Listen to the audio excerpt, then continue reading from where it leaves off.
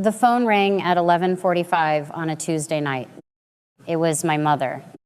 We had not spoken in 3 years. She bypassed hello and went straight to the demand.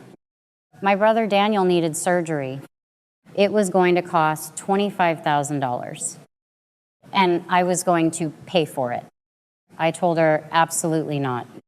Her voice turned to ice. She informed me she had recently dug up my original Social Security card from a box of childhood keepsake. She had just submitted an application for a high-interest credit card in my name. She called it my back pay burden tax, a mandatory fee for ruining their lives when I was a child. My phone vibrated against my cheek. A real-time hard inquiry alert flashed across the screen from my credit monitoring app. The threat was live. I swallowed the bitter taste in my mouth, ended the call, and flipped open my laptop. It was time to lock down my identity. I stared at the glowing screen of my laptop in the dark living room of my Atlanta apartment. My fiancé, Jason, was asleep in the next room, completely unaware that the ghost of my childhood had just kicked in our front door. For 28 years, I was the designated lightning rod for every storm that hit the Mitchell family. My parents explicitly called me their bad luck charm. When my father, Gary, lost his job 6 months after I was born, my mother claimed the stress of a new baby ruined his focus. When she rear-ended a parked car when I was a toddler, she told the insurance agent and our entire extended family that my crying distracted her. Every broken appliance, every missed promotion, every overdraft fee was pinned on my existence. They built a narrative where I was the source of all their failures, and they repeated it until it became family law. I left home at 18 with 2 suitcases and a bank account I had been secretly filling by working double shifts at a diner. I paid for my own college, built my own career as a corporate events coordinator, and established a life entirely independent of their chaos. Meanwhile, my 31-year-old brother Daniel remained in his childhood bedroom. He was the golden child, coddled and protected from every consequence. He had never held a job for more than 6 months. My mother still did his laundry and cooked his meals. The contrast was staggering. I was self-sufficient, yet treated as a lifelong debtor. Daniel was entirely dependent, yet treated as royalty. My mother genuinely believed I owed her financial reparations simply for existing. She viewed me not as a daughter, but as a walking insurance policy meant to cover her own catastrophic life choices. They broke my spirit back then. But tonight, sitting in my own home, holding the reins of my own life, I was the one holding the hammer. I acted with cold, methodical precision. I bypassed the panic and navigated straight to the Federal Trade Commission website. I filed an official report for identity theft and placed a hard freeze on my credit profile, instantly locking my mother out of the fraudulent application. The immediate danger was neutralized, but the audacity of her demand lingered in the quiet room. She claimed they were destitute, desperate for $25,000 to save Daniel. I knew my mother, she never asked for money unless she had already spent it. I needed to find the leak. She had blocked me on all social media years ago to prevent me from seeing her life, but she was not as digitally savvy as she thought. I pulled an old college tablet from my desk drawer.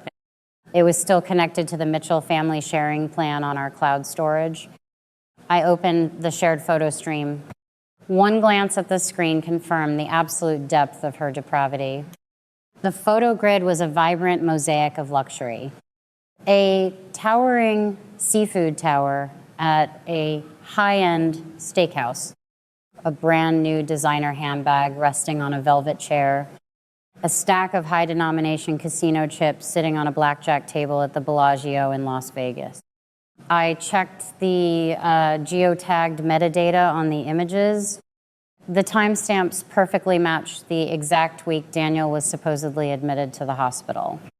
There was no medical debt. There was no desperate struggle for survival. She had the $25,000. She took the money meant for her golden child's medical care, blew it on a lavish vacation for herself, and was now attempting to commit federal identity fraud against her estranged daughter to cover the missing funds. My chest tightened, not with sorrow, but with a pure, white-hot clarity. When my mother realized her credit card application was blocked, she went nuclear. A narcissist denied their target always turns to the crowd. By the next morning, she had weaponized our entire extended family. She posted a long, tearful status online, claiming her heartless daughter was leaving her sick brother to die just to fund a lavish lifestyle in Atlanta. My phone erupted. Aunt Linda and a swarm of cousins flooded my inbox with abusive text messages. They called me selfish. They called me a monster. They demanded I step up and fulfill my duty to the family. In the past, this coordinated attack would have crushed me. I would have spent hours drafting frantic, apologetic replies, trying to defend my character to people committed to misunderstanding me. This time, I relied on my professional grit. I coordinate massive corporate events for a living. I manage chaos daily. I did not argue. I did not defend myself. I compiled the evidence. I took the geotagged photos from Las Vegas, the images of the designer handbags, and the official Federal Trade Commission identity theft warning I had filed against her. I arranged them into a pristine, undeniably clear digital document. I opened the 40-person Mitchell family group chat. The notifications were still rolling in, filled with judgment and vitriol. I attached the document and typed a single, devastating sentence. Since we are all so deeply concerned about family finances, here is exactly where Daniel's surgery money actually went. I hit send.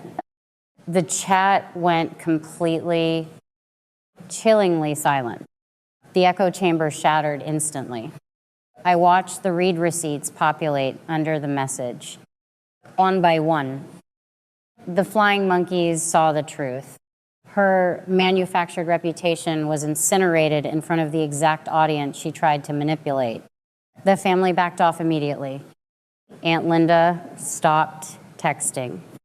My cousins vanished into the woodwork. I thought the war was over. Jason and I spent the next 2 weeks finalizing the details for our wedding, focusing on the beautiful life we were building together. We were preparing to host our upscale rehearsal dinner at a beautiful downtown venue, but a cornered abuser never accepts defeat gracefully. Because I had officially flagged the credit inquiry as identity theft, my mother's actual bank accounts were frozen pending a federal fraud investigation. She was trapped in the consequences of her own actions, desperate, humiliated, and furious. She drove 4 hours to Atlanta, entirely uninvited, intending to crash the rehearsal dinner. She planned a grand spectacle. She wanted to storm the venue, grab a microphone, and publicly shame me in front of Jason's wealthy family. She intended to blackmail me, threatening to create a massive, unforgivable scene unless I dropped the federal fraud charges and gave her the money. She craved an audience. She needed the theatrical power of public embarrassment to force my submission. But I had spent 28 years studying her behavior. I knew she would escalate. I anticipated the invasion. When she marched through the heavy glass doors of the venue lobby, wearing a dark dress and a furious expression, she expected to find a vulnerable bride. Instead, She found a meticulously designed trap. I intercepted her before she could even reach the main dining hall. I did not raise my voice. I simply gestured for her to follow me into the venue manager's private back office. She scoffed and followed, clearly eager to deliver her ultimatums. I closed the heavy wooden door behind her. Sealing out the music and the chatter of the party, inside the small, brightly lit room sat Jason, Jason's father, and a uniformed local police officer I had hired for private security. On the desk between us rested a printed copy of the federal fraud report and a formal legal cease and desist order. My mother froze. The color drained completely from her face. She looked around the small room, searching for the massive audience she intended to manipulate. There was no crowd. There was no microphone. There was only the cold, unblinking reality of the law and the disgusted stares of the family she tried to impress. Jason's father, a man of immense quiet authority, looked at her not with anger, but with profound, devastating pity. Her grand theatrical performance died in her throat. She opened her mouth to speak, to spin a lie, to play the victim. But the words failed her. I handed the paperwork to the police officer. He stepped forward, calmly informing her that she was officially trespassing, and handed her the legal notice. He instructed her to turn around and walk out the back exit, or she would be leaving in handcuffs. My mother looked at me. For the first time in my entire life, I saw genuine fear in her eyes. The realization hit her like a physical blow. She had completely lost control. The power dynamic had permanently shifted. I did not smile. I did not gloat. I simply pointed toward the door. Security escorted her out through the service hallway, entirely out of sight of my guests. Her downfall was quiet, clinical, and completely devoid of the drama she so desperately craved. The house of cards collapsed rapidly after that night. The morning after the rehearsal dinner, Aunt Linda and the cousins desperately flooded my phone with frantic apologies. They claimed my mother had manipulated them, that they had no idea she was gambling away the surgery funds. They begged for forgiveness. I looked at the messages, remembering the cruelty they so easily unleashed when they thought I was defenseless. I sent one final reply. Ignorance is not an excuse for cruelty. Then, I permanently blocked every single one of them. I severed the infected branches of the family tree without a second thought. Back in my hometown, the fallout was absolute. My father, Gary, who had spent decades enabling her toxic behavior, finally reached his breaking point. Faced with the reality of a federal investigation and the complete destruction of their social standing, he packed his bags and silently walked away. Too cowardly to stand by the wife he had always protected. With my mother's assets entirely frozen by the fraud investigation, the endless stream of unearned money completely dried up. Daniel was finally forced out of the comfortable sanctuary of his childhood bedroom. At 31 years old, the golden child had to secure a minimum wage job just to keep the lights on. I married Jason in a flawless, joy-filled ceremony. There were no tense moments. There were no hushed arguments in the corners. I was surrounded exclusively by people who actively chose to love and respect me. The imaginary curse of being bad luck was permanently broken. The legal system eventually caught up with the reality of her actions. 6 months after the wedding, the Federal Trade Commission and local authorities finalized their investigation into the fraudulent credit applications and the misappropriated funds. The judge sentenced her to 3 years of strict probation and ordered formal restitution of $25,000 to the medical providers she had defrauded. The local community her church friends, and her neighbors learned the exact details of her crimes. She did not go to prison, but she lost something far more valuable to a narcissist. She lost her reputation. She became a pariah in her own hometown. A few months after the sentencing, an unmarked envelope arrived in my mailbox. The handwriting was unmistakably hers. It was a multi-page letter filled with the same exhausting manipulation tactics she had used my entire life. She wrote about the sacrifices she made raising me. She wrote that family must always forgive family. She tried to frame her actions as a desperate mistake driven by a mother's overwhelming stress. She demanded a phone call. She demanded a path back into my life. In my early 20s, a letter like this would have sent me into a spiral of guilt and anxiety. I would have spent weeks analyzing every sentence, wondering if I owed her one more chance. But I was no longer that frightened girl. I stood in my kitchen, read the final line, and calmly dropped the pages into the trash can. I did not write back. I did not call. I responded with the most terrifying weapon you can use against an abuser. Absolute, untouchable apathy. Thanksgiving arrived with a crisp, welcoming chill in the air. I hosted dinner at our new home. Jason's parents arrived early, bringing wine and easy laughter. Several of our closest friends filled the living room. The house smelled of roasted garlic and fresh bread. There was no walking on eggshells. There were no loaded insults disguised as jokes. There was just warmth, safety, and mutual respect. As I looked around the crowded dining table, listening to the overlapping conversations and the genuine joy filling the space, a profound realization settled into my bones. This was the family I always deserved. If you are listening to this and you feel the crushing weight of a family dynamic that demands your suffering as the price of admission, I need you to hear me clearly. You are not broken. You are not cursed. You are simply standing in a room where the air is toxic and they are trying to convince you that your lungs are the problem. When you are designated as the family scapegoat, it is rarely because you are actually doing anything wrong.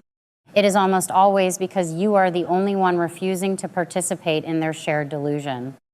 You are targeted because your independence, your sanity, and your refusal to accept the blame threatens the fragile architecture of their dysfunction. They need you to be the villain. Because if you are not the problem, they are forced to look at themselves. The journey out of that darkness is brutal, but it reveals 3 essential rules about survival and self-worth. Rule number 1, blood is a biological fact, but family is a behavioral choice. Sharing genetic material does not grant anyone a lifetime pass to disrespect your boundaries, sabotage your peace, or demand your resources. Loyalty should never require setting yourself on fire just to keep your abusers warm. True family protects you. They do not view you as prey. Rule number 2, you cannot buy your way out of a debt that never actually existed. Toxic parents are masters of creating the illusion of a burden tag. They will convince you that you owe them for the basic requirements of raising a child, or they will blame you for the natural consequences of their own poor choices. Do not open your wallet to fund their irresponsibility. Do not sacrifice your future to pay for their past. The debt is entirely fictional, and the moment you stop trying to pay it, their leverage vanishes. Rule number 3, the greatest revenge you can ever achieve is not destruction. It is absolute, untouchable apathy. You do not need to scream. You do not need to expose them to the entire world. You do not need to force them to understand your pain. Abusers thrive on your emotional reaction. When you finally reach a point where their actions evoke nothing but a cold clinical boundary, you have won. When their drama hits a brick wall of silence, they lose their power entirely. My mother spent my entire life trying to convince me I was a storm cloud, Yinks, a magnet for tragedy. She almost succeeded in making me believe it. But the truth is, the only bad luck in my life was being born into her house. Leaving was not an act of betrayal. It was an act of profound self-preservation. I am Sarah Mitchell, and today, my life is peaceful, my home is safe, and I am completely free. Are you holding on to toxic people because of who they actually are? Or are you holding on to them because of who society tells you they are supposed to be? Think carefully about who you allow to sit at your table. Drop your thoughts in the comments below. And if this story resonated with you, share it with someone who needs the courage to finally walk away. I know exactly what you are screaming at the screen right now.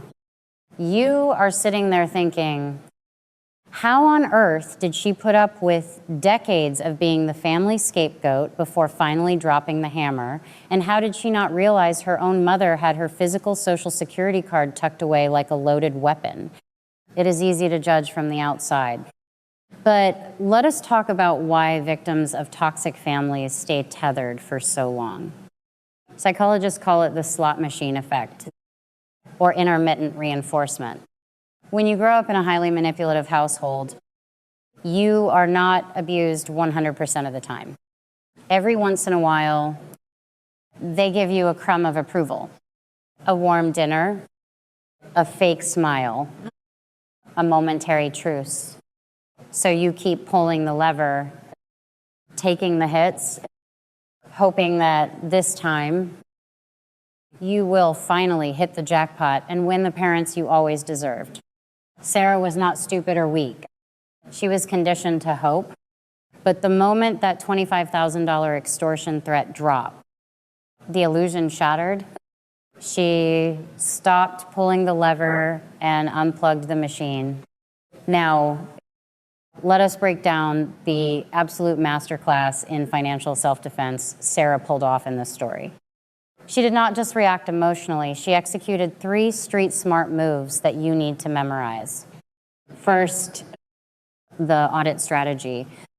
Scammers, even the ones who share your last name, absolutely hate specific. When her mother demanded the money and threatened her credit, Sarah did not argue about who was right. She went straight to the Federal Trade Commission and locked her identity down. She audited the threat and instantly neutralized the weapon. Second, building the case. Sarah did not waste her energy screaming at her aunt or defending herself to cousins. She bypassed the emotion and hunted the data, using that old family tablet to track the Las Vegas geotags and cross-referencing the metadata with her brother's supposed hospital stay. That is textbook evidence gathering. If you are dealing with a narcissist, stop arguing and start taking screenshots. Bring data to a drama fight. Finally, the buyout. Sarah realized that the price of her freedom was simply letting her mother self-destruct in public. She did not negotiate.